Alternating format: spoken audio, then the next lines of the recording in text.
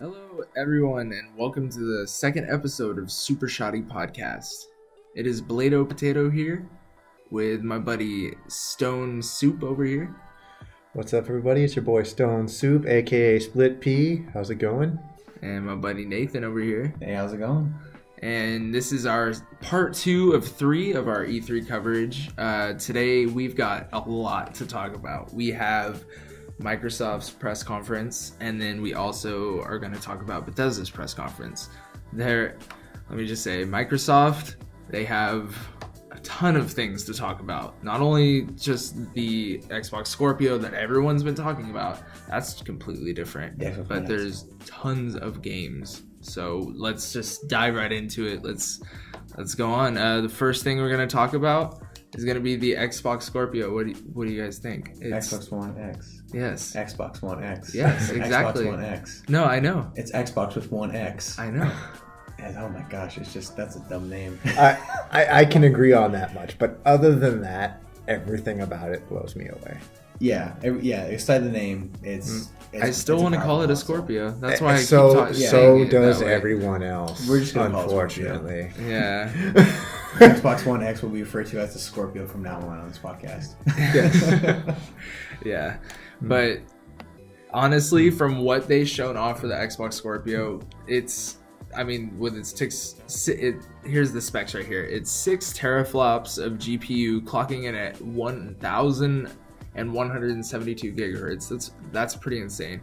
12 gigabytes of memory for the RAM and 326 gigabytes a second of memory bandwidth. That's freaking ridiculous for a console. That's crazy for a console. Yeah, I mean, that's insane amounts of power. That's nearing a respectable gaming PC. Yeah.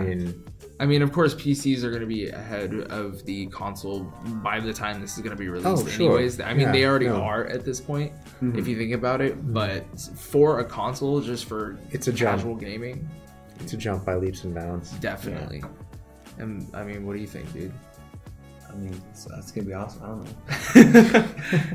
I mean, the liquid vapor cooler system that they showed off on top of it, that's definitely new for a console. It's really small. Yeah, it is really small. Yeah, we were actually just talking about this before the podcast actually hit. We're not sure it has a disk drive. Yeah, there seems to be no disk drive, and in my opinion, I think that's it. I'm excited. We had a debate over this. We had about 3 other people in this room, and we all debated about this whole situation. None of us saw a disk drive on the console whenever they showed it off. It's just too small. I mean, it is. A majority of the Xbox One size is due to the fact that it has a disk drive. It's just far too small for there to be a disk drive in there, in my opinion. Yeah, I mean, unless they tucked it away right where that sliver is on the front facing. I don't know. It's possible, I guess. Technology is always improving, but that's a lot of processing power and memory and all kinds of other stuff to pack in there. Yeah, exactly. There is a disk drive. I'm sorry. There is totally one right there. Oh, you just looked it up? Just pulling up the image right now. Cool. Oh, wow. Okay. Well, corrected. Slick, there is corrected. A disk drive. That is all really slick. So we had that whole debate before the show for nothing. Hey, again, we did sort of agree that getting rid of the disk drive was sort of the way things were going eventually, and maybe it was too soon, maybe it wasn't. Well, yeah. And I don't use my disk drive. Obviously, it's not too soon. I mean, I think we're still going to see discs from here on out. Of course, like we said before, you still have to install these games onto your hard drive in order for them to work. And portions of them need to be downloaded from the internet. And say, for example, Fallout 4's case, and in a lot of ways, it's meant to combat piracy. No, exactly. And and people, of course, want to have that collective aspect to it as well, where they want to keep the game cases for their collections or their bookcases that they have full of their games. And I don't think that's ever going to die off. If you think about it, people are always want to go to collect those things. Yes, sure, you have that digital library of things, but still showing it off it's more for nostalgic purposes, I think. No, I And I completely think that's always understand going that. to be there, especially even with Blu-ray movies and stuff nowadays. But yeah, the other thing the last thing, of course, for the Xbox Scorpio or the Xbox One X, call Scorpio, whatever. man. It's, of course, everything is going to be in 4K resolution. Yeah, All the that's gonna current be good. games that are there, Halo 5, They're gonna anything. get a graphical Huge update. bump Yeah, in Huge graphical bump. updates. that's gonna be good. Probably a decrease in load times. Oh, definitely. Thank God. Fallout 4 is ridiculous in load times. Yeah. But I mean, I'm glad that everything's getting a total 4K resolution upgrade. I think it's going to be a massive improvement for each and every game that's out there.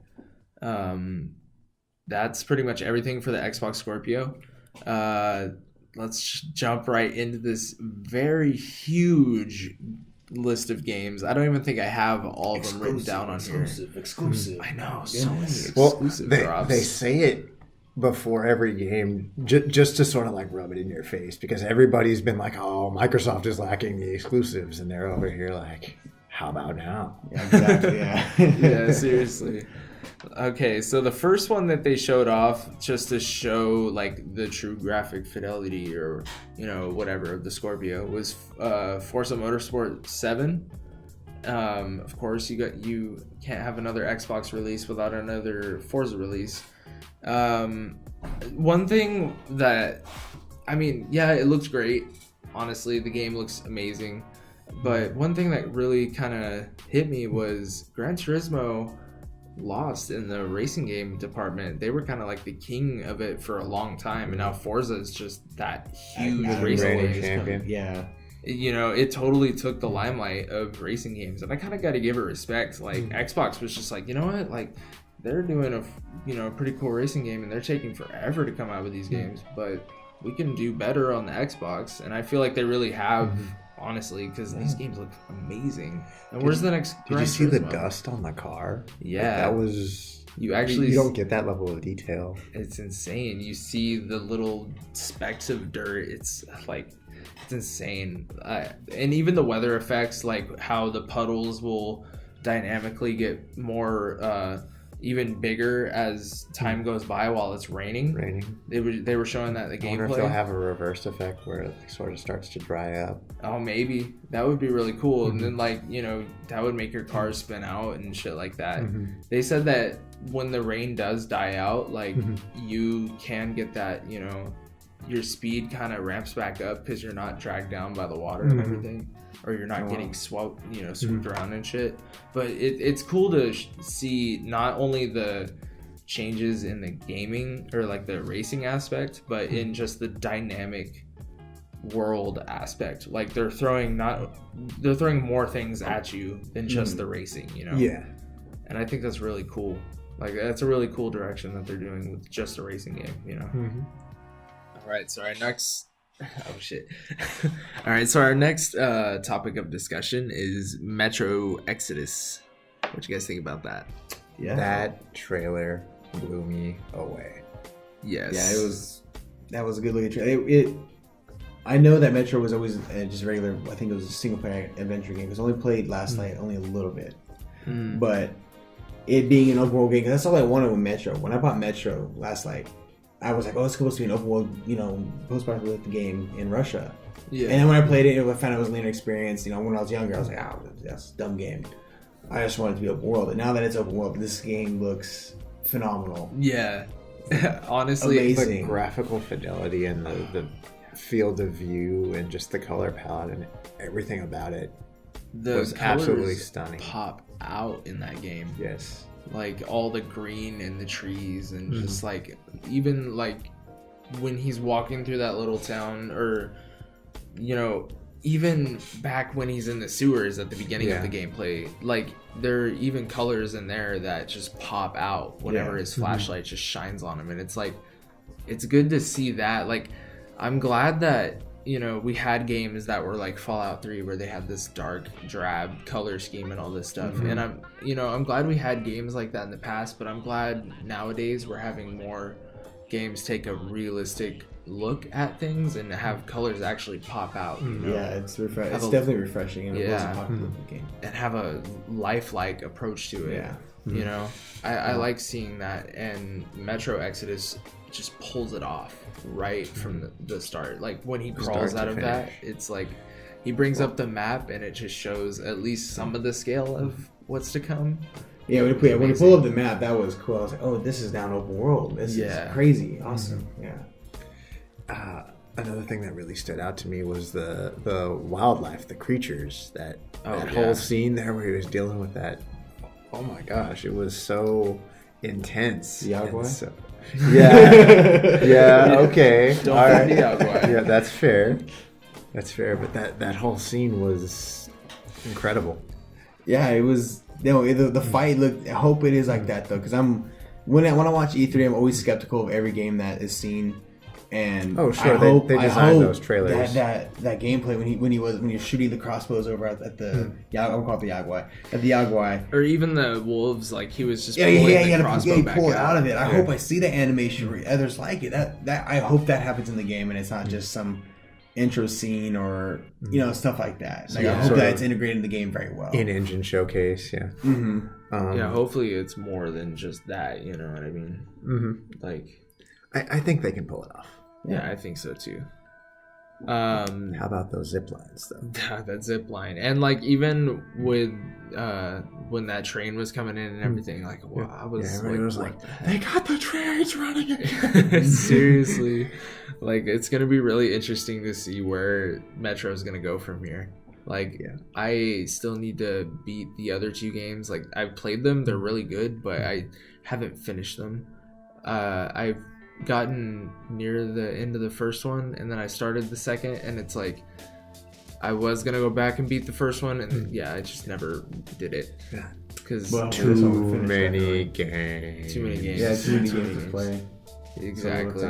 And now even after this showcase at Microsoft, we're gonna have even more games. All I know is fall's I guarantee that's gonna make you want to go back and play the other Metros. Yeah, it's seriously. But now it's like all these other games coming out. It's ridiculous. We have some time. We need to prepare ourselves. Yeah, we do. We have need to start requesting some days off. To catch up on some video games. Well, the next one right after Metro that they showed off was Assassin's Creed Origins.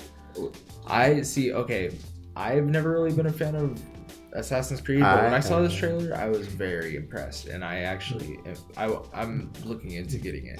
I was not expecting an Assassin's Creed trailer today, especially since Ubisoft's conference is tomorrow. That was a surprise. When that happened, I was just like, oh my gosh, it's here. Seriously. It definitely took me by surprise because I'm not a big fan of Assassin's Creed. It kind of dropped off after 2 and they took a year off, which was good for them. But now that they're showing it in their trailer right now, the gameplay trailer, there was some things from other games in there. From the, like you pointed out earlier, the Hawk and the it was like is exactly the same drone. Yeah, it's like a drone. Ghost Recon and Watch Dogs. The Ghost Recons. Yeah. That was fine. # medieval drone. But no, I'm definitely excited to see more of this gameplay tomorrow. Egyptian drone.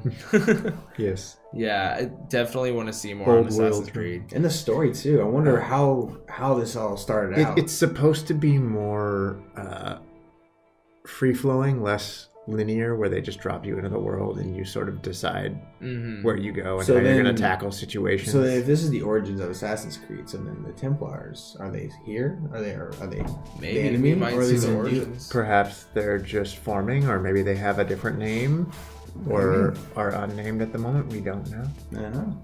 Yeah, but it's going to be interesting to find out. Another thing I noticed from the game is crouching, finally. Yes, and being able to take your hood on and off at will. Yes, let's go. That'll be really nice to do. I mean, just the small details like that are cool. Yeah. And I mean, even speaking on top of small details, sorry, my phone went off. Even on top of that, there was this article that I read. It was months ago, like prior to now. I was reading an article from an Ubisoft dev that was talking about the next Assassin's Creed game, and he was saying that the scope of the game was going to be even like comparable to The Witcher 3. Yeah. And honestly, it shows in this trailer. And to Skyrim. Yeah. And all of that shows. Exactly. If you watch the gameplay, like you can just see all the people like doing their own thing. Like, yeah, we've seen it in Assassin's Creed before, but it's like, I don't know. I feel it really kind of shows in this. Like there's such a huge world and so much going on all at once. And I honestly, I think Ubisoft might be able to pull it off. Maybe if there's enough engaging side quests, maybe it can be comparable to Witcher 3. But I mean, Witcher 3 is such a high standard in RPGs. Absolutely, but it is the new standard. Yeah, it is. That is the thing. Yeah. But for me, a little interesting detail that I picked up on is when the new main character sort of rode into town, he started commenting on the place. Oh yeah, I thought that was really cool. Yeah, like it was his own town. Well, I think it is supposed to be like where he grew up. Yeah, he called it home. Yeah, and he comes back and he's like taking down these leaders that are oppressing the people there. And I think that's going to be pretty interesting. And I want to see how that forms into the origins of the assassins. Yeah. But yeah. And I think it's going to be very interesting to see not only what they do with this, but where they're going to go from here. Yeah, seriously. You know, is it going to be a soft reboot? Is it going to go off in a different direction? I think it is a soft reboot. If it's going to start with Origins, I mean... Well, maybe there's not even going to be any of like the futuristic stuff in there. Because they didn't even... I mean, there wasn't really a hint of that, except for maybe... The UI. Like the UI. Yeah. It looked like... Well, but it was very minimal. I mean, there was no mini map. You just have your Skyrim style compass, which is cool. I really like that. I think that's even better. I would love to get a look at the world map. Yeah. And see how huge that is. That's going to be interesting. The next game that we're going to talk about is this one I'm actually really excited for, is PlayerUnknown's Battlegrounds. Oh yeah. It's a exclusive title for the Xbox. I mean, maybe it might release for PlayStation 4, but right now it's exclusive to Xbox One. If it's exclusive right now, I think that's going to stay exclusive. Yeah, I think Microsoft kind of went and grabbed that as soon as it... Because especially, he was like, I mean, he was a growing, like, it was just him and a few other modders that were just like, oh, let's make this fucking game that's like better than H1Z1. And then Microsoft was probably like, let's cash in on this. Well, because it made over $80 million it was in a short amount of time. Yeah. That game blew up big. Seriously. Yeah, and Microsoft was like, yeah, let's get it. So I think, it's probably going to be an exclusive title for the Xbox One, no doubt.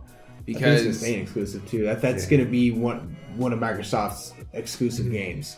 Like, you want to play PlayerUnknown's Battlegrounds on console? You got to come play it on Xbox One X. Yeah. Well, I mean, it's probably going to be on the Xbox One. Or on PC too. I mean, if it's already on PC right now. And maybe cross-platform, if it's going to be an Xbox Anywhere title. Maybe. Well, I think they want to go that route with pretty much everything that they can. Yeah. So it's sort of possible. Especially with the game that we're going to talk about later, which is Minecraft. We'll go ahead and mention it now. Yeah, Minecraft 4 or 4K was announced. It has cross-platform, yada yada, and pack and all that stuff. But Battlegrounds is more important than Minecraft, honestly. Yeah. We'll talk about Minecraft more later when we get to the Fanboy list. rage. I mean, hey, I've never really been a fan of Minecraft, but it looks interesting after what we've seen today. I was like, okay, I might dive back and see what's this game. It's an interesting concept. I like where they're going with it. Yeah.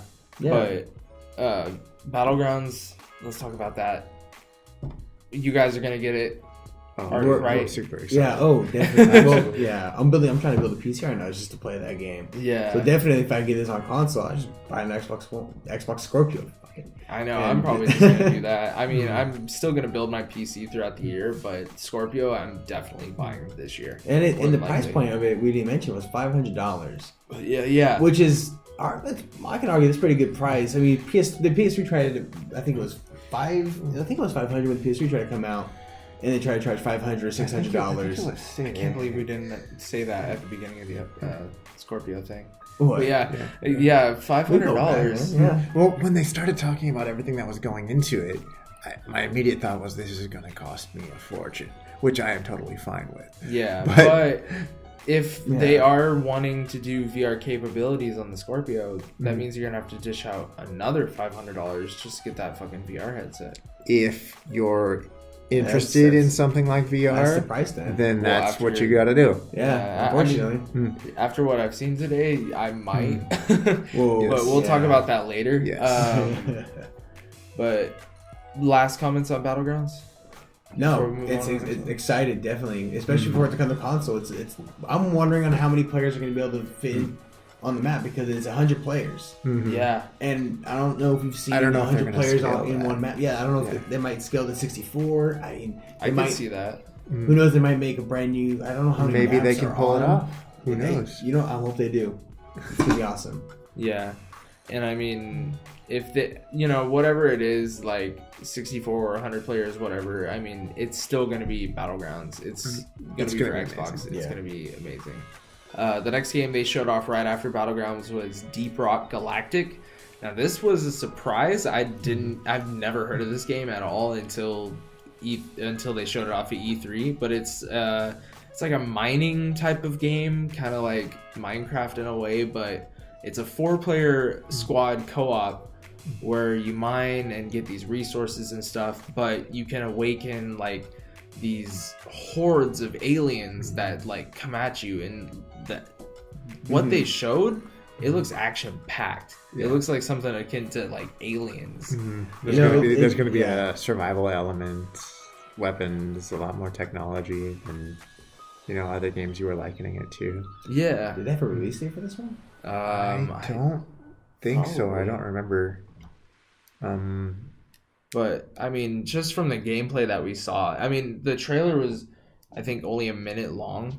Yeah. So just in that minute, they showed a lot. They showed it was a squad-based shooter. It was this and that, like, it was everything. Whet the appetite. Yeah. For a lot of people. But yeah, the next game after that is State of Decay 2, Spring 2018. So hyped. All aboard the hype train. Choo choo. Yeah. This is, I'm definitely looking forward to State of Decay 2. Yeah, no, it's sad I didn't get to ever try State of Decay. Me neither, actually. I did. But seeing the trailer for this one, I'm very intrigued on it. Yeah, I've watched a lot of streamers play State of Decay 1, and I mean, that's how I kind of have a familiarity with it. I've just never, went out and bought it or anything like that. It is, in my opinion, like a true survival game. If things were to work a certain way, State of Decay is how they would work. Yeah. You have settlements you need to build and run. You need to go out and recruit people, do things for them. Things are constantly decaying. You have to repair. And from what we saw of the showcase today, it seems like perhaps if your character dies, they're dead. You might come back as another character, which would actually be a really interesting gameplay aspect. Like no one is safe, Yeah. Like you actually have to be careful. If you care about a character that you're controlling, you actually have to watch what you're doing and actually watch your ass, like, and not be so careless. Not be so careless. My voice cracked right there. But yeah, I mean, like, if that is the way that they're going, I think that's like perfect for this game. Absolutely. A different approach to the co-op gameplay of it. And I mean, wasn't that there in the first game? In a way. You mean your character died, they're dead? Well, I mean, any character, like, I mean, even your character, it doesn't matter. Yeah. Yeah, no, it was there. I mean, you had the ability to switch between characters. Like, there were a lot of characters to choose from and other characters that you could, like, unlock. Yeah, see, I still need to play that game. I mean, it's probably cheap and I should probably grab it, but I mean, State of Decay 2, I'm excited for it. It's going to be a really good zombie survival experience, and I think we've really needed one of those on the Xbox. And it's going to be co-op. Yes, The exactly. first State of Decay Did you was see not. any of the what was the zombie game that came out for E3 last year with the motorcycle one? No, The guy was kind of mowing that was down. the PlayStation. That was the PlayStation one. Yeah, I think so. Okay, never mind. Yeah, I think it was PlayStation. It was really cool though, I will say, and we'll probably see some more of that at their. No, I was just wondering Press because I didn't know if conference. that was an Xbox exclusive or not. No, Oh, it yeah, is. it It was is most PlayStation. definitely not. That was a PlayStation? PlayStation exclusive, Oh, dang it. but it looks fantastic. Yeah, that one's gonna be freaking great, honestly, when that one shows off tomorrow. The next the next game that they showed, is Darwin Project. Yeah, the Darwin Project. Yeah. That was something Great name. I know a lot of people were excited for, but in seeing it, I was like, meh. I mean, it's kind of cool. I like Yeah. I like the trailer more than I like the gameplay. But I mean, maybe it was just that announcer that was there the whole time. that kind of was. that was just he's just standing up there. He's like, "All right, now everybody, we're gonna stand here." And she has a katana, and it was awkward. It was very awkward. I It mean, was weird. maybe if that guy wasn't there and I just saw the gameplay, I would have been more impressed. But I mean, or maybe it was just the gameplay I was watching. Well, the trailer to me, it looked cool. You have the guy, he's kind of taking out his axe on a dead body, and then it says like 2 lives left, and all of a sudden he's kind of like wandering around where the other person's at. Yeah. And then he kills another person. Then there's 2 lives left, and the girl comes out of nowhere and kills him. And at that point, I go, okay, what's this game about now? I thought this was kind of sound like it was like a Hunger Games. Yeah, it gets some aspect, Hunger kinda Games like, vibes. kind of like a Battlegrounds game. You know, a survival game where you got to go against infinite amount of players, for a free for all, if you will. Yeah, but I feel like what he's saying is like there's already Battlegrounds, you know. Well, yeah, but I thought it was like a different take on it. But yeah, it is. It's more yeah. like a MOBA, Yeah, you know. Yeah. But something that was or would be interesting to me, it's like that announcer was commenting on things that were happening. Yeah. You know, like, is that actually going to be a part of the game? Is that going to happen? Maybe. Like, in real time? I That was would be confused really about that, weird. if he was the voice of the announcer or if he is the I announcer. don't know if I would be able to stand it, honestly. I was like, I do I have to don't announce know my own either, death? but I it don't was know. just something to, I don't know, consider. Yeah, I mean, that'd be an interesting aspect to the game, for sure. I think it was just an awkward E3 moment. Yeah, it kind of was. Just There are never any of just yelled those. at the audience. Seriously. The next game they showed off after Darwin Project was one we already talked about, was Minecraft in their 4K. Their 4K.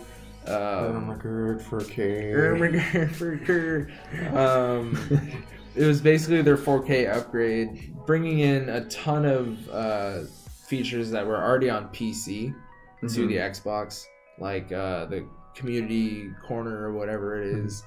And then they're also going to have the super mega realism graphics pack or whatever it's called. Yeah, it's like a super duper mega graphics pack. Yeah, which I feel is just there just to show off. Well, they're trying to show off the capability. Yeah. See, I was kind of, when the lady was explaining it, she was like, this is a new way of graphics that you've never seen before. And I'm like, oh my gosh, are they going to change the way it looks? No, and then I saw the called pixel, it. I was like, but then I saw the water, and the water animation looked really cool. Yeah, it looked nice. Like, even when they went over the bridge, the water looked really good for Minecraft. And So the next thing we're going to talk about is Dragon Ball FighterZ.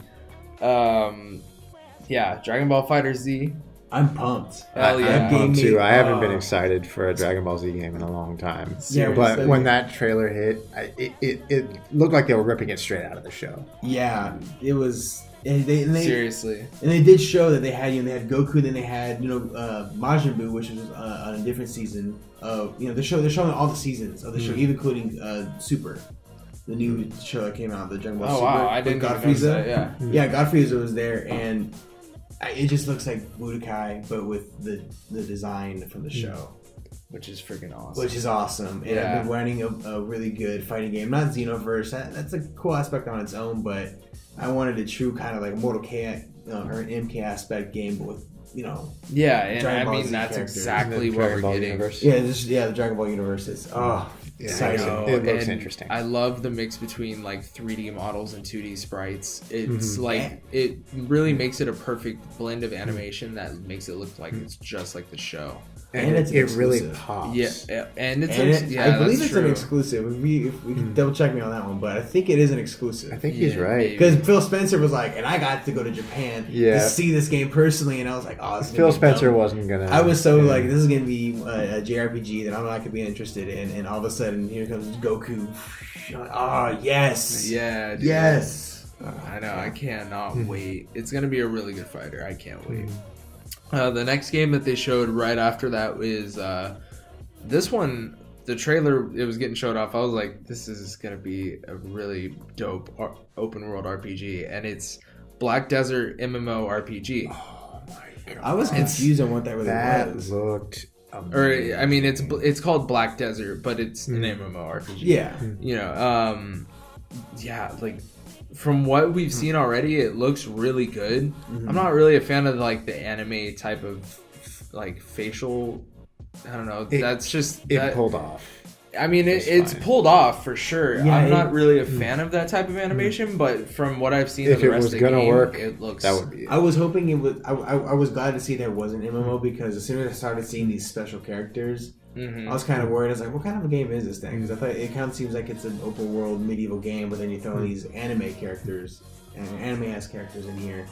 What's it going to be? But I guess would be our characters that we create. I was surprised at the level of detail. Yeah. In like traditionally in an MMORPG, detail kind of suffers. You know, surely just because of the scope of the game. Let's not forget this. It's E3, so yeah, I know everything with a grain of salt, sure, but the combat I think looked really good. It did, and the combat looked refreshing. Yeah, it looked like a really fluid combat system for an MMORPG, and it's something vastly different from the other MMORPGs out there. Yeah, exactly.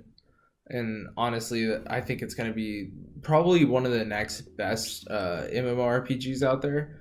And I think honestly, it's going to be freaking awesome. It looks promising. I'll give it a try for sure. Yeah, I can't wait to see more. Yeah, I can't wait to see more too. Yeah, I hope there's a beta or something we can get into. Yeah.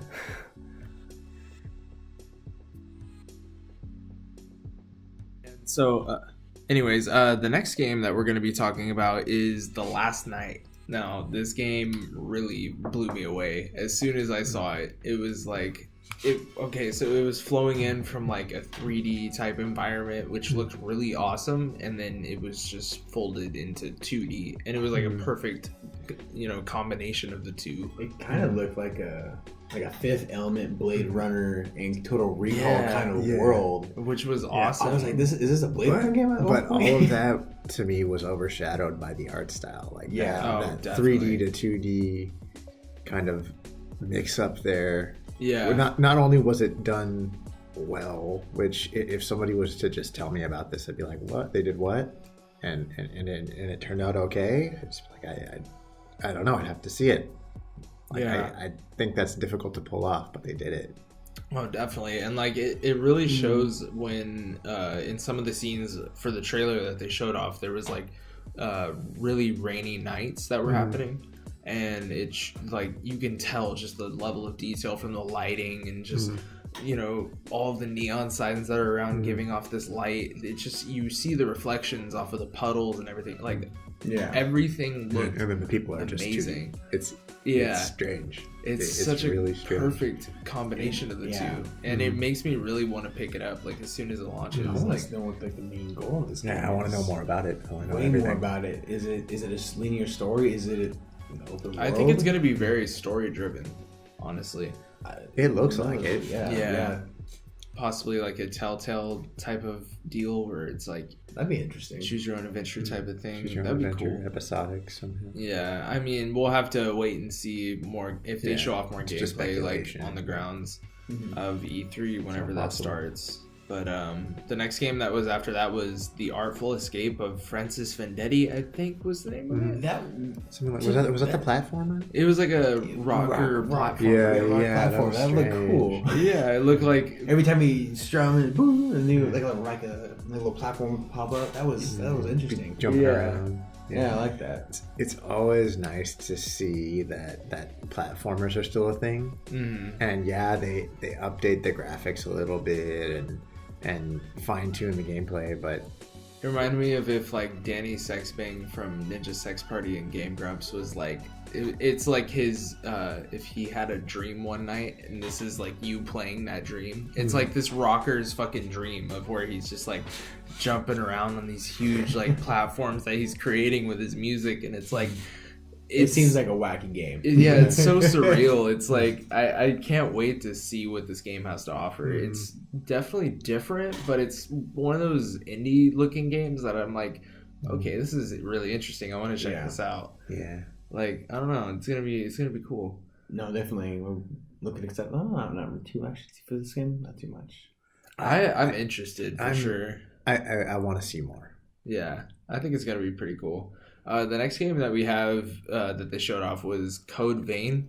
This looks like an anime Dark Souls. Yeah, as soon as I saw it, I was like, oh, this is just like Dark Souls. Yeah, and I mean, it's cool.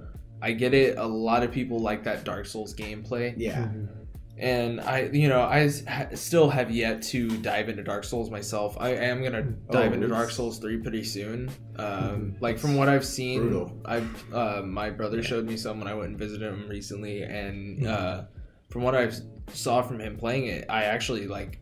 I really want to dive into it myself and get a crack at it. But what I'm hoping that developers don't do is look at Dark Souls and be like, oh, let's just cash in on this freaking Dark Souls type of gameplay. Because I mean, yeah, it is cool. Dark Souls is that game that's impossible and it's like really hard to play, but I feel like we get so many Dark Souls clones as of recently. Yeah, we just had another Surge. One. Yeah, the Surge just came out. Yeah, it's like there's a ton of different Dark Souls type of games out there. And now Code Vein is just another one, you know what I mean? I mean, it could be a good take on it, though, too. Yeah, and it has its own story to it. I mean, take a look at the open world. The open world games nowadays, it's the GTA formula of getting a gun, taking a vehicle, going driving around anywhere around any map, or just going anywhere around the map and just doing any that's things. Being done now, too. It's just almost every game is expected to be an open world, so it's kind of nice to see more of these linear hard, not holding your hand kind of games. I don't know if this game Code Vein is a difficult game that's just as difficult as Dark Souls or Demon Souls, but these games that are just difficult to play for the average gamer, it's refreshing. It is, because a lot of the open world games are kind of nowadays they're holding your hand, too much hand holding, and it's nice to see that a developer or that this game is gonna it's going the Dark Souls way. Challenge you. It's not going to challenge you, and we need more games to challenge us because it's too easy for games now. No, definitely. I just feel like it's just a walkthrough. Hopefully, Code Vein will be another type of difficult game. Because I do like that. Seeing these type of games really challenge a lot of gamers out there. There's another game that we're going to talk about soon that's sort of a take on Dark Souls-esque, but in a much more cartoonish fashion. And we'll get more on that later. Okay, yeah, we'll get more onto that later. That's true. The next game that comes up after Code Vein is one I'm really, really excited for. Sea of Thieves from Rare. Yes. We all are just like, yes, dude, this game. So, all three of us, we've played Ark quite extensively. Yeah. Since it's been released on the Xbox One. So, and I'm sure either of you that have played with me while we're out on the seas on our little boats that we've created, I've always fantasized as being a fucking pirate, Yeah, and they're hired to fucking get into the next island I see. But land a hole, it's a plank, But now we're actually getting a game by Rare of all freaking developers. Yeah, I know. Basically, the last time they put something out. Yeah, it's basically the pirate game that everyone has been wanting. Yeah. It's you get to have people walk the plank off your boat. You get to build your boat. I don't know how the boat aspect is going to come of it. I hope you can customize it and everything, but it is a place where you'll bring all of your loot back that you go and scavenge from the world and everything, and it just looks amazing. The way it seems to me, or something that's interesting to me in a way, is it seems like you are required to have multiple people help you operate this ship. Yeah. It's like almost everybody's going to have a job or something to do. Which is awesome. And I wonder if, like, you saw the guy go, like, grab the chest, bring it back up to the ship. Now, I think I heard somewhere previously that other people may know that you have that loot, and they may come and try to get it from you. Like, they can sink you, and the chest will go down with the ship, and they can go try and get it and have to deal with sharks or... Which is you still impressive. Or like maybe you could throw it overboard and hope that appeases them and they'll go get that and maybe leave you alone. There's a lot more to show in this game. Mm-hmm. Oh yeah, definitely. When they open up the map, and they kind of zoomed out just a little bit. Yeah. And then you're like, they were going over these islands. I'm like, oh my gosh, this is going to be one game to explore. So much open sea, dude. I can just imagine just us online. Oh, we gotta role play our pirates, dude. That's gonna be so fun. And you can drink ale in the games. You can if you saw that he was eating a banana, he was drinking. I think I saw a beer mug. Yeah. I love when they implement like animations, like first person or third person when you eat or drink something. I find that refreshing and kind of cool. So I'm glad that they added this with the first person. You can show yourself drinking a mug. Detail, that's cool. Yeah. Oh, definitely. I'm really excited for Sea of Thieves. From what they showed, it's gonna be very in depth, more than what I thought it was gonna be. So I'm really excited to see how the questing works and all that type of stuff. How the PvE and the PvP blends in together. I want to see how that is gonna work out, because that's kind of what it looked like from the footage that they showed us. Like, you go on an island and fight, skeletons and get the booty there and whatever. But then, you gotta get the booty. But, and then they're going out at sea, going to another island that they have a quest on. And then it's like, now they're fighting another ship that's coming from afar. And that one part where they shoots from his ship, that was the other one. Cool. That was insanely cool, dude. I was like, whoa. It's gonna have like 5 people on one boat. It's like, all right, just shoot each other, just shoot them onto the bow, and that's like gonna be a complete strategy just to take out boats. Dude, it's gonna be insane. I cannot wait just to fight other pirates on the sea. It's gonna be so I think fun. it'd be interesting, like, to find out exactly how many people you need to perhaps like pilot and use a ship effectively, and say you just get like a full Xbox party and you guys have like 2 ships and you go out sinking other ships, just splitting everything up, just going out there. Yeah. Dude, and getting these kids. Just think about how much team play is really gonna have to go into this game. Yeah, the communication that's gonna be necessary. Man, it's gonna suck if you play like on a random map and you have some dude who doesn't have a mic on. You're like, I want you to man the sail. And he doesn't. Well, that's the thing. You're gonna let him onto your ship, dude? I think more and more people though these days have like microphones and access to those things. Well, sometimes like I don't have a microphone to play when I play. Yeah. So I mean, I could be that guy. But even without a microphone, like a lot of games these days do give you those like idle animations or animations and shit that you can do just to communicate. And I'm hoping they like implement quick something chats, like that. like understood or I hope they implement some type of emote system into the game. I could totally see something like that. It looks like the type of game that would. I think they did because they were like waving in one of the previous E3s. I think they showed them like, oh, wave, and they were like waving their mugs in their hands. Then there you go. Probably have some of those animations that'll help people that don't have mics, And I love the art direction they went with this game. Absolutely. Just the way it looks, it's just so beautiful. It's so classic rare. It's classic rare, yeah. Glad and the fact that it's Rare, again, who's making this game is crazy. Rare makes classic I remember seeing the initial trailer and it didn't even say what it was or who the developer was or anything. I was like, that is a Rare game. Yeah. It's like it's just so distinguishable from like Crash or not Crash Bandicoot, but Banjo-Kazooie. Yeah, I always get those names mixed up for some reason. But the next game that was showed off of after Sea of Thieves was Tacoma. Which looked interesting. That was what the holograms and in space. Yeah, I still don't. I'm confused on what the game was about. I mean, I guess we'll see more later, but it was confusing. It looks interesting, I guess. Yeah. But it looks cool. It looks like a cool world to play in, at least. Yeah. But when I was watching the conference, I was just like, it felt like one of those games where I was just like, that was just kind of thrown in there just to make me feel, it felt like they threw it in there just to be like, oh, by the way, here's this one game that's coming out. Oh, and then by the way, here's another game that's coming out after that. Like, I don't know. It felt, I don't know. I don't know how to feel about Tacoma. That's basically what I am coming down to. I don't think they gave us really enough to go on. Yeah, definitely not. I think they wanted to leave us perhaps wanting to know more. Yeah.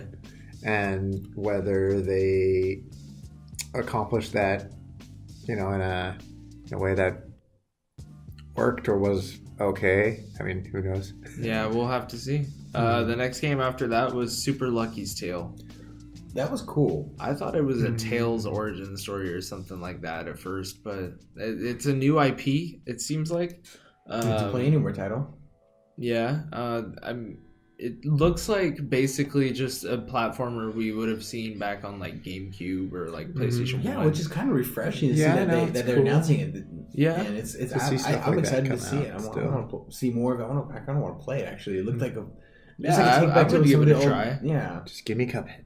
Like, it kind of brought me back to the days of like Spyro and stuff like that.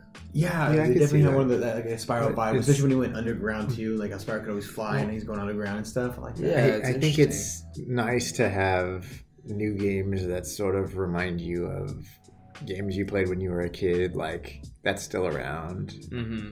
You know what I mean? Something to like pay homage to. Yeah, definitely. Something else. Have you seen that? Which one? We've become that generation now. Like, our games back we grew up with the GameCube and OG Xbox and PlayStation games.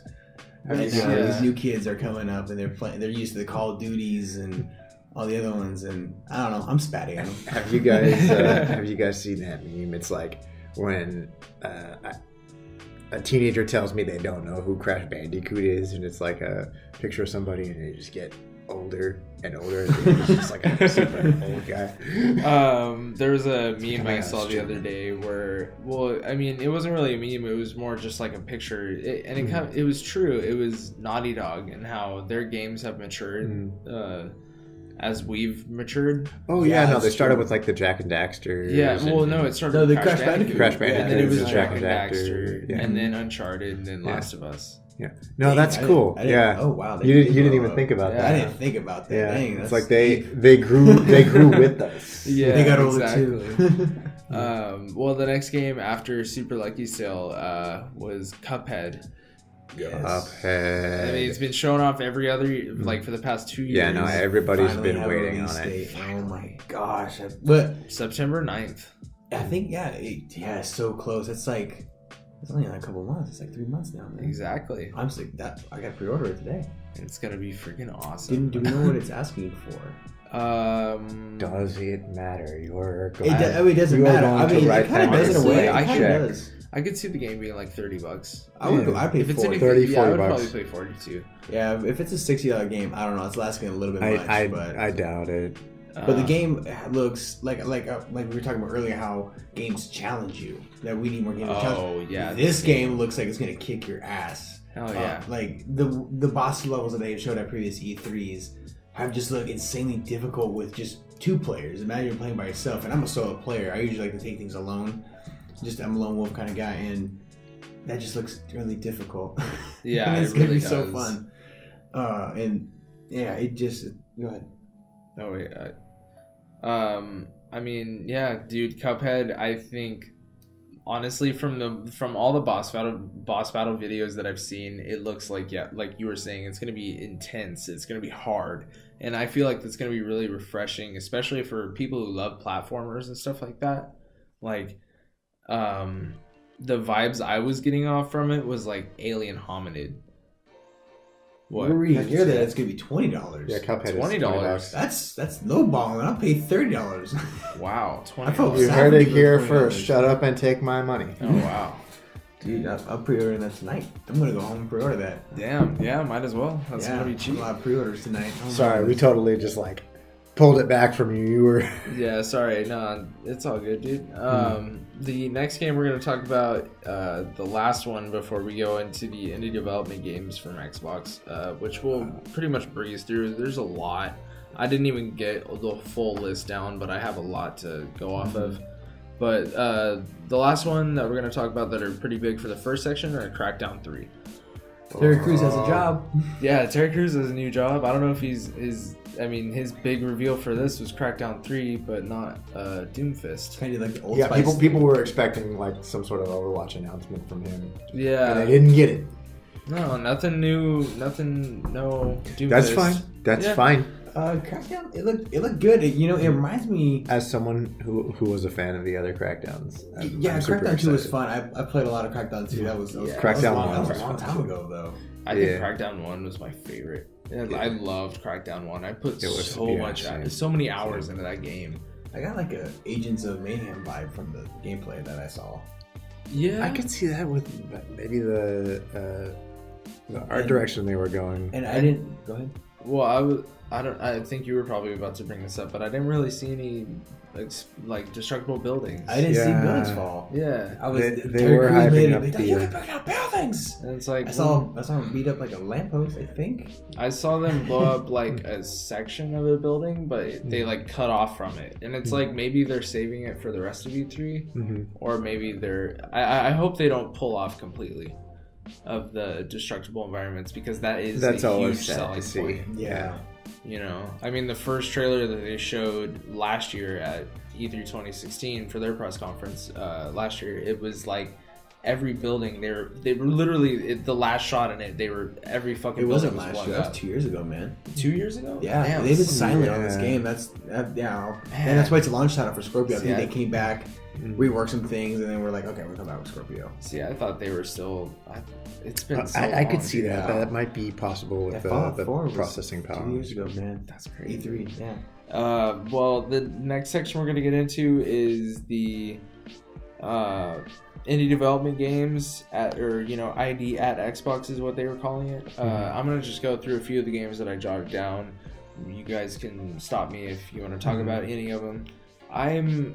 These all look really good, but nothing that I was really getting into myself. But I have Osiris, Paths of Exile. I've heard that's a pretty good game.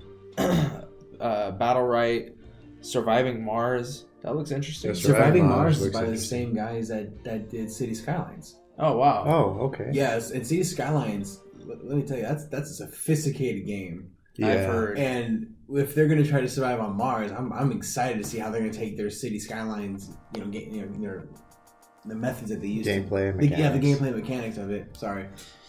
For like a Mars setting, it's going to be really interesting. Yeah, that is going to be interesting, because you're going to have to worry about oxygen intake and outtake and all that kind of stuff. There's going to be a lot of people dying.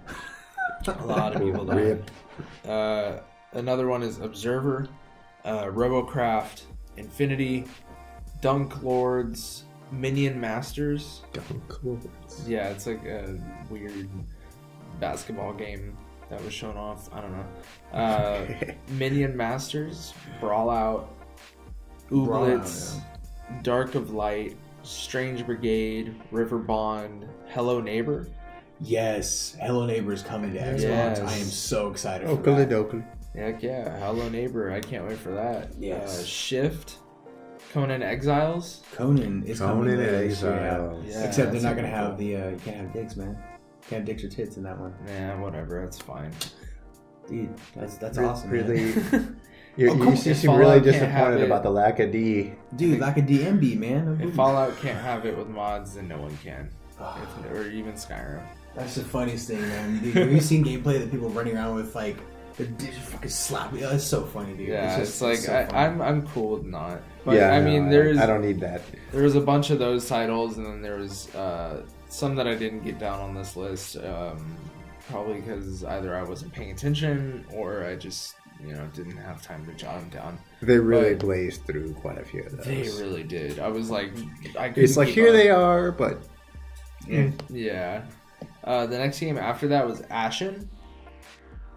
I mean, that one looked interesting. I don't really remember the trailer now that we're talking about it. From what I can tell, it looks like it's going to be a story-driven type of game. I'll have a trailer playing in the background more than likely as we're talking about it here. But yeah, I don't recall. There was a lot of games. I remember it being story-driven, and I was like, it looks interesting. From what I remember, that's like when I put it down on the list, I was like, yeah, it looks cool. But the one after that is Life is Strange Before the Storm. Yeah, I've never played Life is Strange, but watching this trailer really wants me to get into the original, like the first one. Yeah, because this one apparently takes place before Life is Strange. Was Vampire on that list? No, Vampire was not on the list. Because that's another one by the people who did Life is Strange that I myself am super excited for. Maybe we'll see it. The people, I don't think it is. Oh. Maybe, I don't know.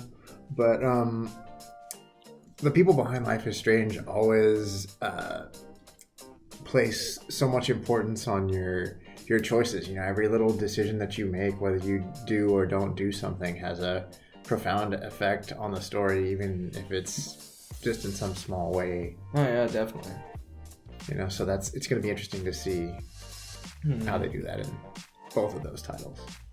Yeah, and I mean, I'll probably go back and play the first Life is Strange. I know we own it, so yes, we'll go back and I'll go back and play it eventually. The next one they showed off was Shadow of War. Yes, I have been excited about that game from the get-go, and I've been going back and playing Shadow of Mordor. I know, and you've been inspiring me to go back and play it. Actually, so hyped. So after seeing the gameplay and seeing how the relationships in the game are going to be even more dynamic, that's going to be pretty cool. No, the scale is so much larger. It's crazy. Yeah, it's fucking massive. To see the expansions that they're doing with the Nemesis system, where you basically have to control both sides of it, like your army and then the army you're fighting against. Yeah. Like it's amazing, and they're reworking the whole system to encompass like different layers of equipment with abilities and sets and all kinds of stuff that they didn't have in the first game. I know, it looks like a massive improvement from the first game, honestly, and I can't wait for it. The next game they showed after that is the new Ori, Ori and the Will of the Wisp. I didn't see that. Yeah, there's a sequel to the first one. Wow. Yeah. Oh, I gotta check that out. Yeah, it looks really good from what they showed from it. That was amazing, dude. I never actually got to play the first one. I've seen some streams of it, but I kind of had a feeling they were going to come out with a second one, especially how successful the first one was. Yeah, Ori and the Life Force blew up. Yeah. Pretty big, yeah. So it's good to see that they're coming out with a sequel for it. So after that, Microsoft unveiled that Xbox was doing originals coming backwards compatible. Xbox originals. Yes. Yeah, that's big news. I was kind of hoping that whenever you said like we got a big announcement, I hope they're gonna it's more Xbox 360 games, but original Xbox games should be good, man. Playing Halo, the original Halo would be fun to play, like the actual original. Yeah. Instead of playing the one, the Master Chief Collection. Well, yeah, but you can't actually play it like multiplayer. You would actually have to play Master Chief Collection. But yeah, single players, couch co-op, all that crap. Oh yeah. Couch co-ops are making a comeback. Yeah, I want to play Jet Set Radio Future. Fusion Frenzy. Yes.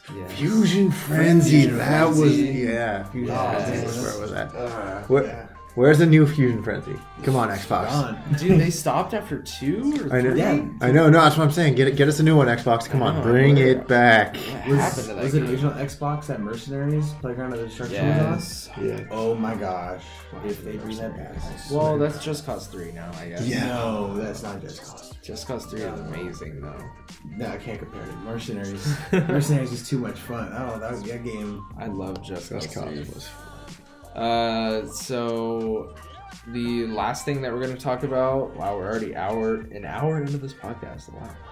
So much happened. I see, and we're not even on to Bethesda yet. This is all just Microsoft. It's a long podcast. Yeah, this is going to be a very long one. But the last game we're going to talk about is the big boy that they kept till the last minute at the Microsoft conference, which was Anthem, which is BioWare's new baby.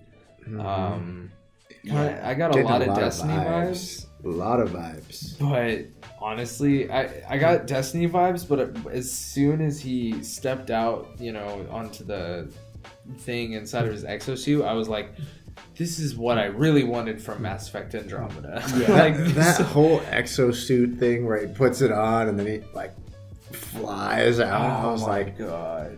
I was playing like the Iron Man theme in my head. Yeah. I was just like, What was cool, what I loved is when he went underwater. Yeah. It was just so fluid. Oh my gosh, he just It just went. It just popped back up. It just like, works. Oh my God. It just works. Like it was so nice to see that especially that underwater looks so beautiful. Yeah. And he came out of nowhere and just started fighting. I'm like, oh, that's this kind of gameplay I want. And the way the world is set up, it's like it really felt like it was living. Yeah, and I want to really the verticality of the whole world is insane. Like how you're on this huge mountain plain, with all these animals on top, but you can jump off the edge and there's like this huge cliff where there's gonna be stuff way at the bottom too. I'm excited to see more of this world. I want to see. God, yes. Yeah, there's more cities out there. You're a freelancer. That's what they said you are. You're like a freelance mercenary. So, is this a story-driven game, or is this like a game where you can go with your friend and pick up new missions and explore this world instead of it being a story-driven game?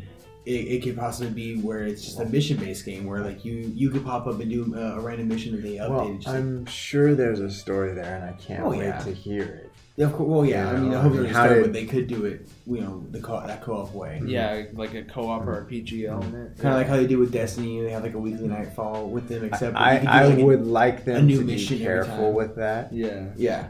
I do not want it to fall into the same repetitive trap. Not repetitive trap, as like what I meant to say. Like it's just like how they can give you a new mission to do every week.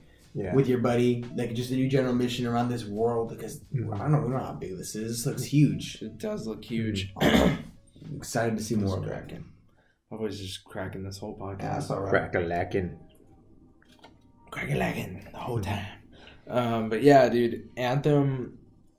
Honestly, this is probably going to be my most anticipated title for the Xbox One X, because honestly, I am going to get an Xbox One X. After seeing this whole press conference, I'm like, yeah, I'll be getting an Xbox Scorpio too. Yeah, Xbox Scorpio, yes. You can already tell, like, the holiday debacle that's going to create. Like, parents are going to go try to buy the console for their kids. Like, can I get the Xbox One X? Like, did you say the Xbox One S? Yeah, sure. Whichever's cheaper. Yeah, seriously, you can totally... It's going to be a problem. It's going to happen, Yeah, definitely. What's your guys' final comments or final opinion on Microsoft's press conference? I think they hit a lot of things out of the park. The only thing I didn't like about their new Xbox showcase as far as the console goes was the name. I felt it was a bit of a letdown. I feel like they could have done better with that. Xbox One X. XX, what? XX. It's just like so many X's. Now with twice the X. There's 3 X's in the title of the Xbox One X. Yes. It's too many X's in one title. Triple X. It's a Triple X gaming console. Triple X Center Cage. No, they nailed it. They nailed this conference out of the park. I'm excited to see what Sony's going to do too, because I'm sure Sony's got something to swing back, but I think right now Microsoft's taking the cake.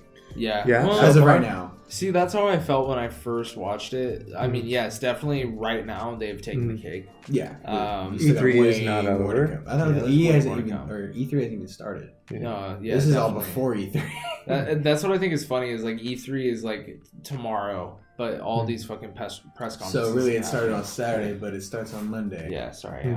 Yeah. But we got the good out of the way. I know, right? Yeah, right. But my final opinion is I thought so far, my opinion is yes, they've hit they've hit every mark just right with this, with their press conference. But we'll have to see with the next few press conferences if they've really taken the cake. So far, I think they have, because they pulled out 42 games on their slate, and they were just like, boom, here's all these new games coming out. And the Xbox Scorpio. Yeah. In any case, I think they addressed a lot of the issues that have been brought up with them in the past, whether it be their lack of exclusives or questions about their new Xbox console. I mean, it's all sort of out there now. Yeah, exactly. Just in one day. Which is good, It's good that we know everything that's coming for us in the future, because all three of us, that's what we do. We play Xbox. I mean, it doesn't mean that we're Xbox fanboys or anything like that, because we're all trying to build our PC. You already have a PC. We're trying to build ours. I used to have a PS4. You used to have a PS4. I have one in the living room, but I'm borrowing it because I want to play The Last of Us. Finally playing it. Yes. That's everybody. It's a great game. I don't know anyone who just has a PlayStation 4. Yeah, I mean, I would still have mine, but I had to pay rent. I had to be an adult. I forget I'm an adult. So the next big press conference, big boy that we were all looking forward to, Bethesda. My main man, Pete Hines. That was interesting. That was interesting. I like where they went with that. Yeah, and you could tell they were sort of paying a lot of respect to Nuka World and all of their titles. They all had attractions there. It was a cool idea. Dude. And their intro that they had for their whole it was perfect. It grabbed me from the very beginning. Especially when they started talking about like what's your dad, or what were they on? Like what were they building, like an RPG fantasy game, first person shooter. They're all over something different towards what they were actually doing in the future. Like not even just like on this what they announced today, but like in the future. I felt like it had hints towards those things. Well, what they did for their announcements today was, okay, what do we have coming out this year? Okay, here's all of it. Yes, which this is which we had a discussion before this whole before the podcast about kind of like how we felt about the whole thing. And Nathan, I know you were kind of disappointed on it. Well, I think he was expecting something. I was expecting something from Starfield. The reason I was expecting something, at least not just Starfield, it's something different, something that we didn't know was coming, because Fallout VR, Doom VR, we did call all the games they've announced. We've known about, and I was just hoping for a surprise, because whenever Bethesda revealed that they're going to join E3 2 years ago, we all knew, okay, Bethesda's doing an E3. This is going to be big. Yeah, they have a staple on the and now it's kind of like their press conference. You got the EA, you got Bethesda, and then you got Microsoft. They're just. I feel like they just should have had a surprise. No, I think the way that they delivered their information, even though it was all games we were sort of expecting, like I think the way that they delivered their information was disappointed. Interesting. Yeah. I was disappointed how quick it was. I didn't get to digest everything so quickly. I was like, oh man, Dishonored, and then oh no, the Wolfenstein, and then Evil Within 2. It was like back to back to back.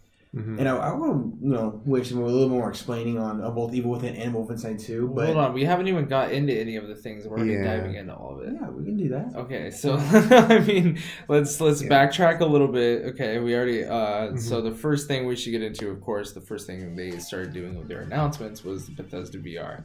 So of course we had Doom Virtual Fucking Reality. Yes, that looked fucking awesome. Looks like so much fun. It's yes, and as you can tell just by the background of this video, we're Doom fans. All three of us here. Doom is like, I mean, it's one of those staple franchises that's been around since the 90s that has really revolutionized gaming in a way.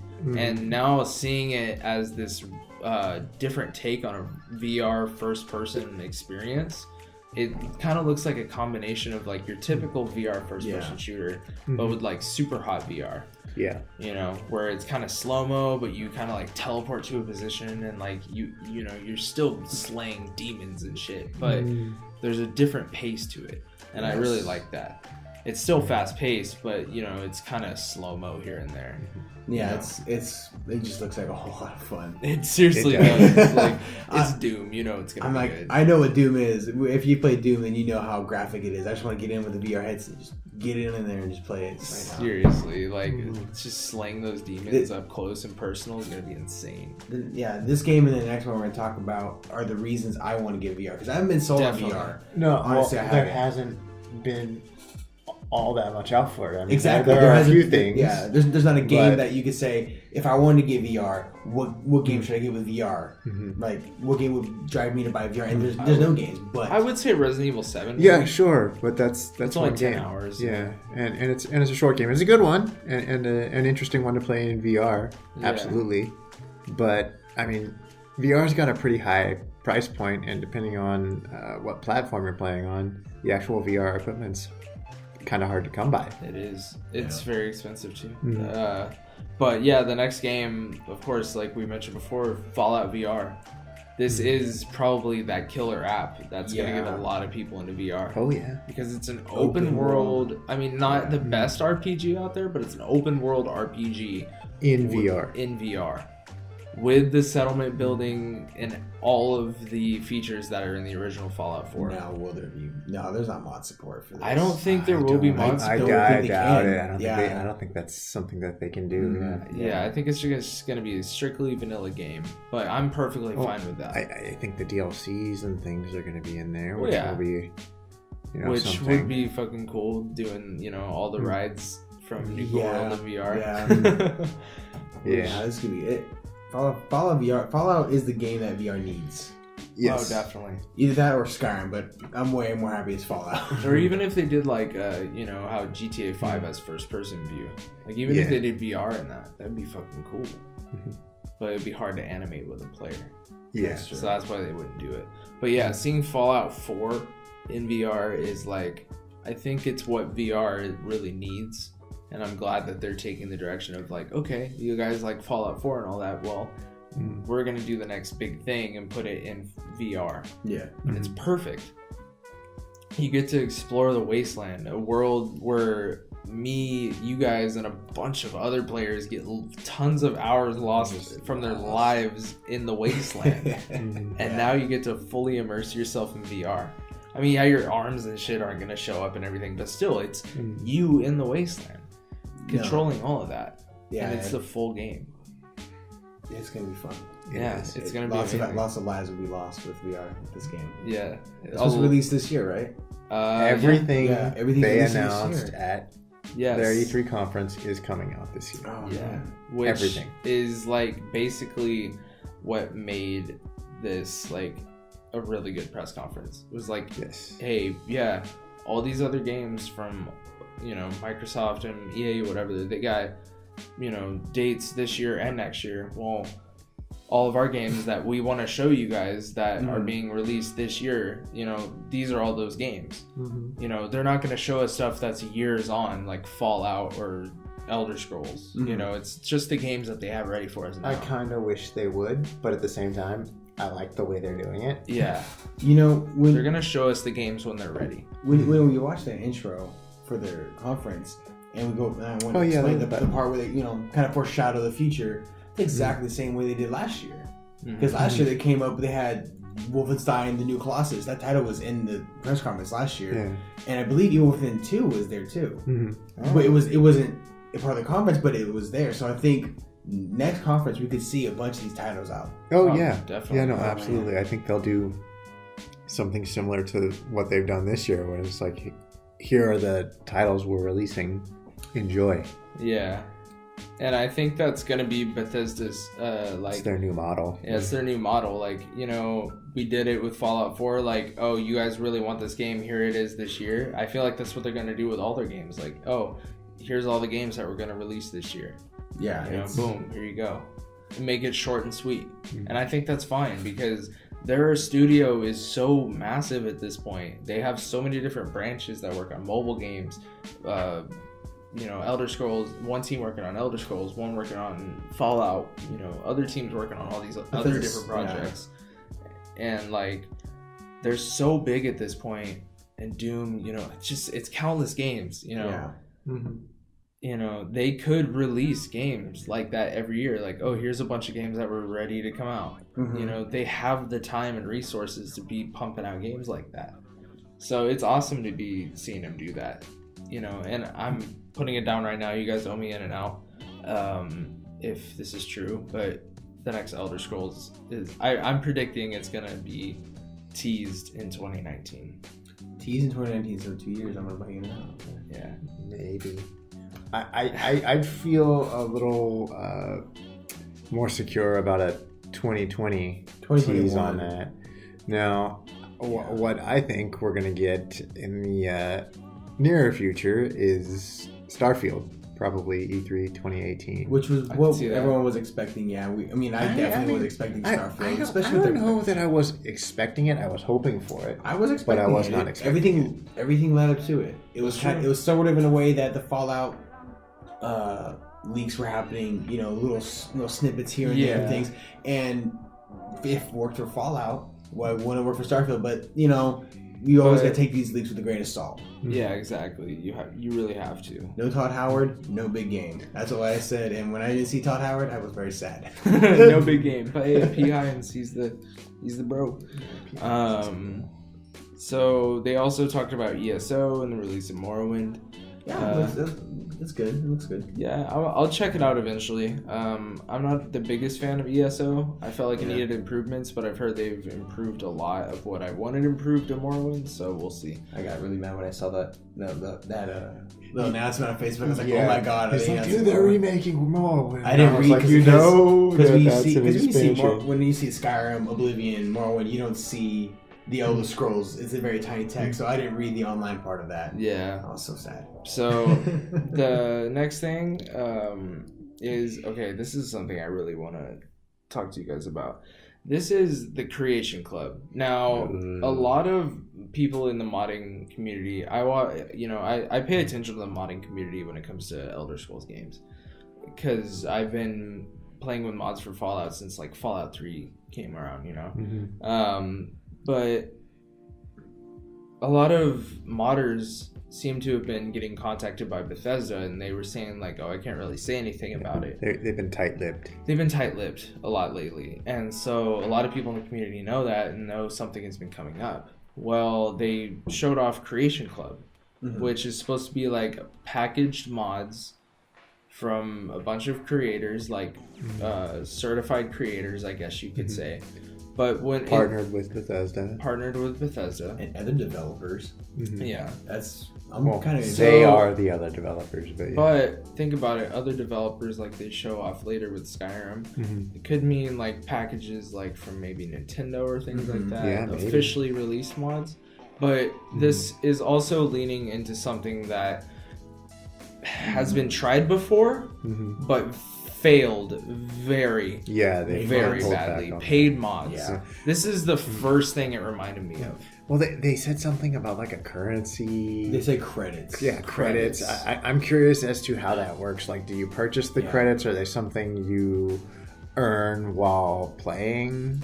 How does that work? We're gonna have to learn more about it. Apparently, it's gonna be released sometime this summer, and I'm interested to see what mods they can bring into the current games like Fallout 4 and Skyrim. My only issue, of course, if this is a new way of doing paid mods, I don't know if I can support this. Yeah. I've always felt that mods are a free source for creators to just put their work out there. And I don't know why they would try that again. It failed so miserably. Yeah, and I feel like it's Bethesda's lazy attempt at just not hiring these mod developers. Yeah. Because I get it, like, you really like their work, but it's like, I feel like these people should be working for you if you really appreciate their work so much, because these people could help you create these fantastic games that people really want soon. It's just like, I get it, businesses are huge, but I feel like paid mods is just not the way to go. Even if it is a currency way where like you build points as you play or whatever, or maybe the more mods you download, you'll get more currency through there. I don't know how it's gonna work. We'll have to see how it is. I'm interested to see what mods come out. I did see like the prototype Gauss rifle in Fallout 4, which is like the Fallout 3 version. Yeah, I was like, that's cool because that mod hasn't even been done yet. But I knew there was one developer that released like concept of it like way back when Fallout 4 modding first started, and then he just like disappeared off the face of Fallout 4 modding. And I'm thinking it was because Bethesda was like, hey, before you do that, we got a proposition for you. So I get the direction they're taking with it. I don't want it to be another paid mods fiasco where it lasts 3 days. Well, if it's because you had to get credits to buy these mods. Essentially, you have to get credits to get these mods. Yeah. So essentially, it is going to be you have to pay to get mods somehow. You're using the credits. The credits are the currency, but you do have free mods. A ton of free mods still available to you. So if this is how they're going to do like these package bundles of mods, I'm not going to say that I'm okay with it, but I'm not going to stop them. No, yeah, but I'm hoping it doesn't lead back into a paid mod. I'm not going to participate in it because I got my free mods over here, but I would like to see where this is going to go. This could fall apart. They can go to free mods again. They can go to free packs, but as of right now, it's a toss in the air. I don't know. Yeah, I mean, we're just gonna have to wait and see on it. I'm gonna be very skeptical on the whole situation because paid mods was a horrible idea when I first heard it. It was like when it was first announced way back then, a few years ago. But like, I was just like, dude, that's gonna fail miserably, and it did. It lasted 3 days. Yeah, and then Bethesda was just like, okay, yeah, we fucked up. We're just gonna have all our mods free. Because people plagiarized all of those mods. Yeah. They were just other people's mods from Nexus, just released through Steam, on Steam. And it was a huge fiasco. But anyways, the next thing that was shown off in Bethesda's conference was Elder Scrolls Legends. They announced that it was coming to Android and PC with all the DLC that it already has. And then they also unveiled Heroes of Skyrim, which is like a brand new DLC for it, which just brings in a bunch of Skyrim content. And that's all due by the end of the month. So all that Elder Scrolls Legends stuff is going to come out pretty soon. So if you want to check it out for yourself on your phone or your tablet, or even on your PC, you can go ahead and do that by the end of the month. So I'm probably going to check it out. I'm a huge fan of Elder Scrolls. Yeah, so. I'm a fan of Elder Scrolls. I like my card games, my Gwent, my Hearthstone. Yeah, so. I mean, I'm probably gonna get into it. Like, it looks pretty good for a card game. The next one they showed off, really awesome, and I think I'm probably gonna buy a Switch eventually now because Skyrim is on there. Not only is just Skyrim the full game with all the DLC on the Switch. No, this also has what looks to be amiibo support. Yeah, he put the little amiibo up to the Link amiibo. And it just popped up, and out came his gear. Yeah, his full Link outfit with the wig, the hat, the Master Sword, the Hylian shield. That was cool. Like, this is making me wonder, like, why there's no release date for the game, because maybe they're like, okay, let's do other amiibos like Super Mario or Donkey Kong or other amiibo like that. What if it's just like how Nintendo did when they announced the Switch, where Elder Scrolls was on it, but no one announced that it was actually going to be on the Switch. So what if this doesn't actually happen? I hope it does. I'm sure it does. I think it is because I don't think there would be a way for Nintendo Switch to have mod support like the Xbox does. But I think amiibo support, where you can get Nintendo related items, is the next best thing. That'd be cool. And I think Bethesda is willing to do that approach because they love user created content. And I mean, all of this stuff is already created by the community. Yeah. There's already Samus suits and stuff like that people have made. And it's like, why not just polish those, make them run with the engine perfectly. Boom, there you go. That's extra content right there. It's already made by the community. So ask them for their permission. It's just a 5-year-old game. Which will Nintendo can pay them some freaking hella, revenue off of that. You know, I mean, if that's theoretically how I would see it happen, but I don't know. For me, I don't know. The Switch has already been kind of a little bit of disappointment so far. I don't have it, but just I played Breath of the Wild and I want one. Breath of the Wild, it looks like a good game, but I'm talking about bad. the Switch itself, just the amount of games they have on there, and then they got Skyrim, a 5-year game. I don't want to buy.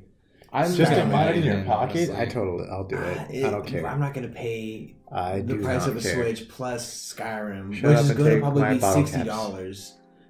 Because Nintendo, or What if it's only gonna be like 30 or 20? I don't care how much it costs. I don't know. Like I understand where you're coming from. I bought Skyrim on the Xbox One, PS3, Xbox 360, PC. Yeah, it's too much. I don't want to buy it for the Switch. Again. I know it is a lot. The next thing we'll get on to is Dishonored: Death of the Outsider. Exciting! I never played Dishonored, that's and exciting. I was very, very intrigued with this. I was like, "What is this?" I still haven't played the second one, so yeah, I'm in the same. I mean, I'm like halfway in the same boat as you.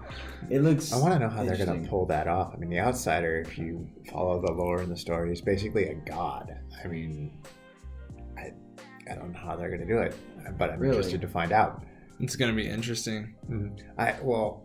The way, or perhaps the thing that's the most interesting to me is whenever you meet the Outsider or have interactions with the Outsider, you always meet him like in his own plane, like when you're sleeping. Yeah. You know, so how are you gonna kill him? Are you gonna travel to his plane of existence and take him out?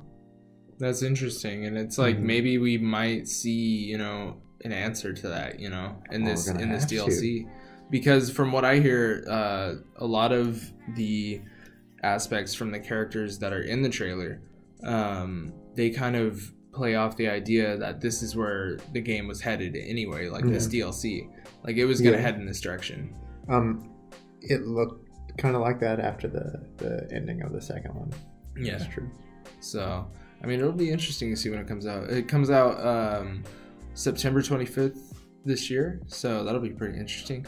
The next game that we got showed after that from Bethesda was Quake Champions. Yes. It looks awesome. This is going to be pretty cool. They have BJ Blakowski from...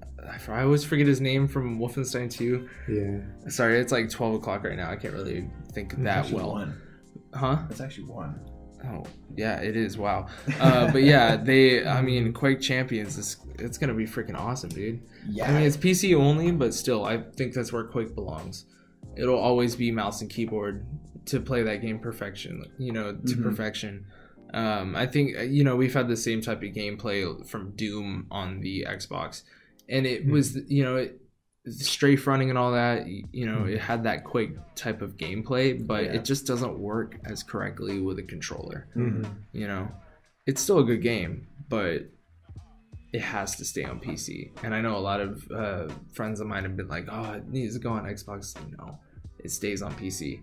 That's one of those games that will never be on Xbox. Yeah, unfortunately, but it's unfortunately meant to be on PC and needs to stay on PC. Yeah, exactly. The next game they showed off, which was a huge, it was something that in their Bethesda land thing was under construction, which was The Evil Within 2. Yeah. I never played the first one. First one is not bad. Not my kind of game. Like, I don't like to play Resident Evil games.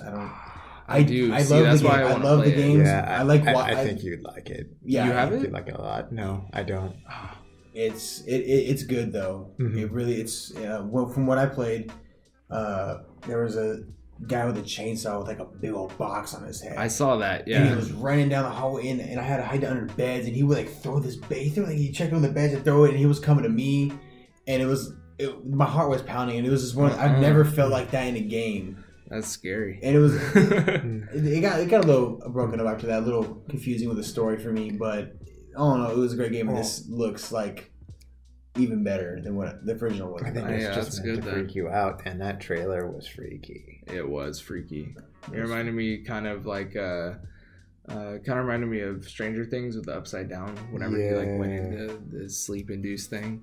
Yeah, that's what it reminded me of. Hand came. Grabbed him, pulled him in. I was like, that's like Stranger Things. In a way. And then the last thing that Bethesda touched on, it was like their last big reveal before they left. Bethesda was their conference was really short. But the last thing they showed off was actually a really lengthy trailer for Wolfenstein 2, the new console, or the new Colossal is what it is. It looks like fun. Yeah. A lot of fun. Exactly what Behind says, fucking crazy balls, or I think he says something like that. Yeah.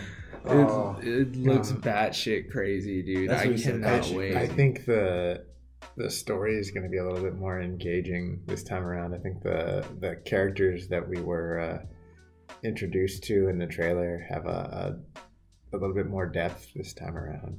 Yeah. I mean, and like the gunplay looked so much fun when he was going on the hallway scene with that Gatling shotgun. Yeah, he was lighting people. Oh my god, it's gonna be so good. Much fun. I've always loved Wolfenstein's gameplay because it's like it has that classic kind of Doom feel, but it's like it was more of a story-driven game. Yeah. So you had those fun, engaging moments, but you also sometimes had like stealth in there. Yeah. And then you had like moments where you could talk to people and stuff. So I'm really excited to see the world building in this game. It looks like it's going to be even more expanded than it was. The cast of characters that are in it look like they're going to be really great too. I like the setting.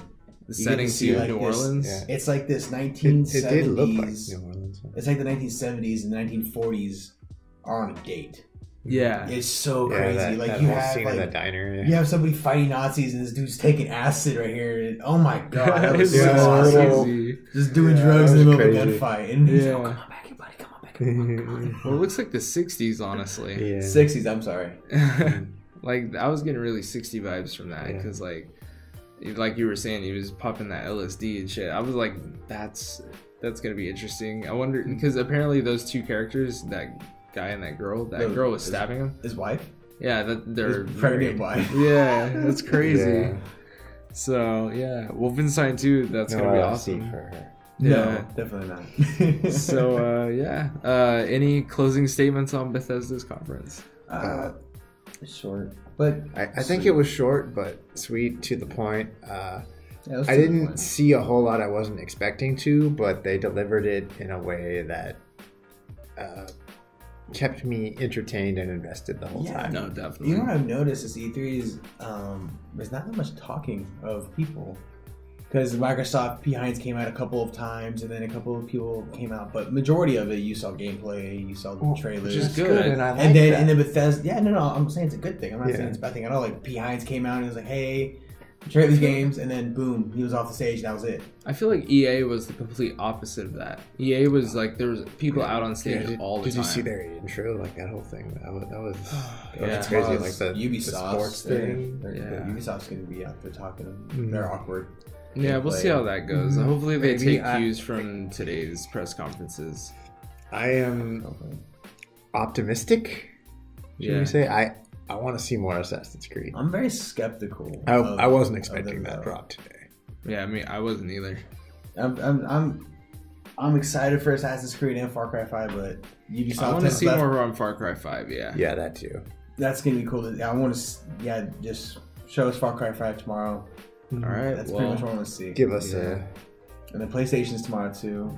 Yeah. You got any predictions? Do you think? Well, since we're not going to be on the show till Wednesday, the third part's not going to be up till about Wednesday. So, what do you guys have any predictions for the next 2 days? I think they're gonna give us some Kingdom Hearts gameplay finally. Finally, yeah. I think that would be really good. Well, the trailer showed off a lot of gameplay. Yeah, the trailer, but I want more. Yeah. After this long hiatus and tidbits and 2.5s and 2.75s, just give us all this crazy stuff that they've been doing. Final Fantasy VII. Think we've seen anything on that?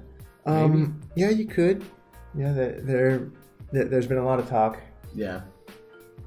I've totally forgot that was a thing. But What about Bloodborne 2? Bloodborne 2. Possibility of that. No, I think they're making a new they're not making a new Dark Souls game, but they're making something Dark Souls-esque. I think it's a new IP, actually. Yeah, I think so too. Huh, that'd be interesting. I know Last of Us 2. I'm excited to see that. Yeah. I'm halfway through the first game right now. Finally playing it for my first time. So Destiny 2. Destiny 2. I know they're going to show that off at Sony. I mean... I'm... Destiny 2, it was a grind fest. I will be skeptical too. I will be skeptical, but I will listen. Yeah. Because remember the E3 they had before was... Oh yeah, it's going to be a huge, expensive story, and it was like so basic. So bland. So... But even Peter Dinklage was bored. Yeah, you could tell his voice. It was, just go there. Yeah. They kind of went the total other way on that with Nolan North. Yeah. I know you guys aren't excited for it, but I want to see. I want to see it. I probably won't get it.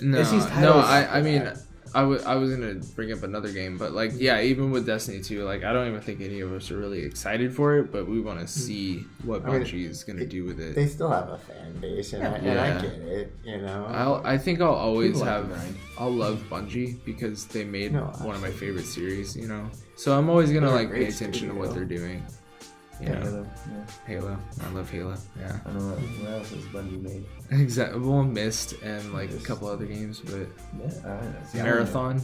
They're known for Marathon was basically Halo's predecessor, in a sense. I mean, they share a lot in common, but they're not the same universe. But anyways, I was just about to bring up something. Another game that we don't like. Or they're not gonna Call of Duty World War II. I want to see more on it.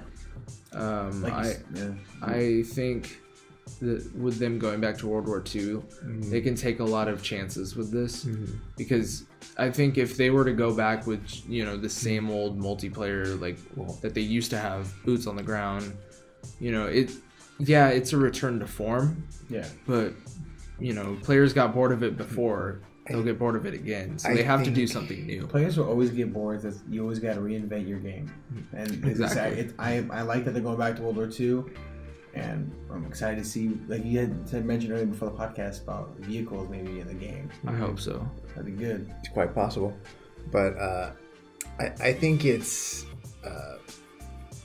time that they finally realized that what they were doing while it was working for them, it's not going to work anymore. I mean, the community and their fans have been very vocal with their past title, and I think they realize that it's kind of high noon and time for a change. Yeah, and definitely. Hopefully they take it to heart and bring the A game. Yeah, and I mean, Zombies is my Call of Duty Zombies has always been my guilty pleasure, so I'm really excited to see what comes next on that. So, yeah. Any other predictions for the next few days? I want to see Super Mario Odyssey. I want to see what that has to entail. That'd be good. That'd be fun to see. More Switch stuff. Hopefully more Switch games. Hopefully there's more games. Hopefully. Please. And I apparently there's new details on their online. Yeah, their online is weird. It has to do with your smartphone? Yeah, so you gotta... I think this is for the Splatoon 2, the headset. Yeah. You have to have your phone connect to your Squid, which the Squid connects to your Switch, and then the other part of the Squid... It's so weird and complicated. I don't understand how... It's weird, and Nintendo likes to do the weird stuff. I don't understand why you couldn't just put it up. Yeah, but I guess we'll see more whenever Nintendo happens. But yeah, Microsoft and Bethesda press conferences. That's basically all the info we have. Thank you guys so much for tuning in to the Super Shotty Podcast, Episode 2, Part 2 of our E3 series coverage, where we'll be giving you all the news from every press conference that has come out. Thank you guys so much for tuning into the podcast. It has been Blado Potato here with my buddies, your boy Soup, aka Split P. I'm just Nathan. And Nathan. And yeah, we will see you guys in a few days on Wednesday. we we'll see you guys on Wednesday when we do our part 3, which is our wrap up of everything, and tell you the rest of E3 and give you guys our thoughts. Hope you guys are really enjoying our podcast so far. We really enjoy doing this. Yeah. Even if it's late at night. Yeah, it's like almost 2 o'clock in the morning. Conversations we're gonna have anyway. Yeah, exactly. So we might as well sit down and record it. But yeah, thank you guys so much. Hope to see you guys on the next one. Later. Peace. Peace.